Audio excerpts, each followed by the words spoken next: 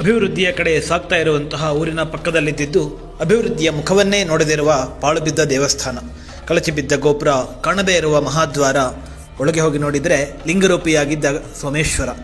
ಹೌದು, ನಾವು ಭೇಟಿ ನೀಡಿದ್ದು ಹೊಸಕೋಟೆ ಗ್ರಾಮಾಂತರ ತಾಲೂಕಿನ ದೊಡ್ಡಹುಲ್ಲೂರಿನ ಸೋಮೇಶ್ವರ ದೇವಸ್ಥಾನಕ್ಕೆ. ಹೊಯ್ಸಳರ ಕಾಲದಲ್ಲೇ ಪ್ರತಿಷ್ಠಾಪಿಸಲ್ಪಟ್ಟ ಈ ದೇವಸ್ಥಾನ ಒಂದು ಕಾಲದಲ್ಲಿ ಗಂಟೆ ಜಾಗಟೆಗಳ ಸದ್ದಿನಿಂದ, ಧೂಪ ದೀಪ ಆರತಿಗಳ ಪ್ರಭೆಯಿಂದ ಊರಿನ ಶ್ರದ್ಧಾ ಕೇಂದ್ರ ಕೂಡ ಆಗಿತ್ತು.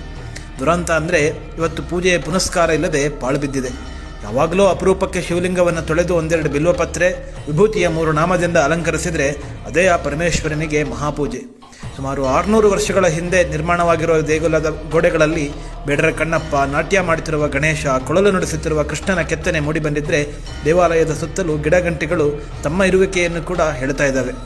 ಯಾವಾಗ ಬೇಕಾದರೂ ಬೀಳೋ ಸ್ಥಿತಿಯಲ್ಲಿರುವ ಗೋಡೆ ಚಪ್ಪಡಿ ಕಲ್ಲುಗಳು, ಅಪಹರಣಕ್ಕೊಳಗಾದ ಪಾಣಿಪೀಠ, ಭಕ್ತಗಣ ಇಲ್ಲದೆ ಒಂಟಿಯಾಗಿರುವ ಶಿವ, ಎಲ್ಲವನ್ನು ಮೂಕ ಸಾಕ್ಷಿಯಾಗಿ ನೋಡುತ್ತಿರುವಂತಹ ಕೆರೆ, ರಾಷ್ಟ್ರೀಯ ಹೆದ್ದಾರಿ, ಹೊಸ ಮನೆ, ತೋಟ, ಹೀಗೆ ಪ್ರಗತಿಯ ಕಡೆ ಸಾಗುತ್ತಾ ಇರುವ ಊರಿನ ಜನ ಇನ್ನಾದರೂ ತಮ್ಮೂರ ದೇವಸ್ಥಾನವನ್ನು ಜೀರ್ಣೋದ್ಧಾರ ಮಾಡಲೆಂಬುದೇ ನಮ್ಮ ಆಶಯ.